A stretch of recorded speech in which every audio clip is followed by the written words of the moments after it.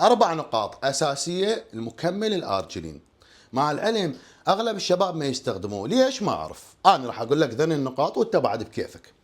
النقطة الأولى، إذا أشربه قبل التمرين مالتي بنص ساعة راح يعطيني أداء تمرين جدا عالي وضخ دم جدا عالي. يعني تمريني راح أسويه بصورة قوية كلش، صورة قوية كلش، يعني راح يصير عندي أكل واحتراق للدهون. ثانيا، الضغط اللي عندي الموجود بالدم راح يعادل إياه. ليش؟ لأنه يحسن من الدورة الدموية. ثالثا، والنقطة المهمة جدا، يفوت من ضمن هرمون النمو.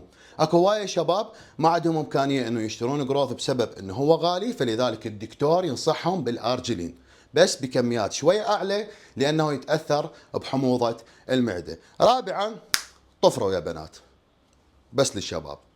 رابعا، يصير عندك ضخ دم كلش قوي تمام، وانتصاب كلش قوي، وبالتالي تحس فرق بالحجم.